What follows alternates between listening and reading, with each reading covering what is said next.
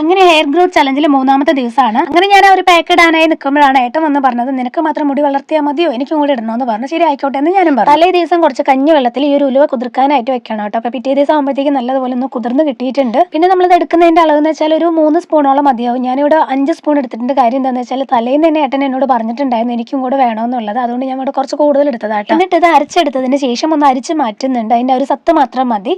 അതിലേക്ക് ഒരു 1/4 സ്പൂൺ അളവിൽ ആവണക്കെണ്ണ കൂടെ ചേർത്ത് കൊടുക്കുക കേട്ടോ. എന്നിട്ട് നന്നായിട്ടൊന്ന് മിക്സ് ചെയ്തെടുക്കുക കേട്ടോ. എന്നിട്ട് നമ്മുടെ ഒരു പാക്ക് ഇടുന്നതിന് മുന്നേ നമ്മുടെ തലയിൽ കുറച്ച് ഓയിൽ അപ്ലൈ ചെയ്യാം. ഒരുപാടൊന്നും വേണ്ട, കുറഞ്ഞ അളവിൽ ഓയിൽ എല്ലാം തന്നെ അപ്ലൈ ചെയ്തതിന് ശേഷം നമ്മുടെ ഒരു പാക്ക് അപ്ലൈ ചെയ്യാം കേട്ടോ. അപ്പോൾ നമ്മുടെ ഒരു ചലഞ്ചിൽ നമ്മൾ ഡെയിലി നമ്മൾ തല നനയ്ക്കുന്നില്ല, ഓൾട്ടർനേറ്റീവ് ഡേയ്സിലാണ് നമ്മൾ തല നനയ്ക്കുന്നത്. അപ്പോൾ അതുകൊണ്ട് നമ്മൾ വീഡിയോസും അങ്ങനെ തന്നെയായിരിക്കും നമ്മൾ അപ്ലോഡ് ചെയ്യാം കേട്ടോ. ഈ ഒരു പാക്ക് ഉണ്ടല്ലോ ആണുങ്ങൾക്കും പെണ്ണുങ്ങൾക്കൊക്കെ തന്നെ ഒരുപോലെ യൂസ് ചെയ്യാൻ പറ്റുന്നതാണ്. തലയിലുള്ള താരനൊക്കെ തന്നെ മാറാൻ ഒരുപാട് നല്ലതാണ്. അങ്ങനെ നമ്മുടെ ഒരു പാക്ക് എല്ലാം തന്നെ അപ്ലൈ ചെയ്തിട്ട് ഒരു 20 മിനിറ്റിന് ശേഷം വെറും വെള്ളം കൊണ്ട് നമ്മുടെ മുടി ഒന്ന് കഴുകിയെടുക്കാവുന്നതാണ്. ഇനി ഇത് കഴിഞ്ഞിട്ട് വേണം എന്റെ തലയിൽ ഇടാൻ കേട്ടോ. അപ്പോൾ പോട്ടെ, ബൈ.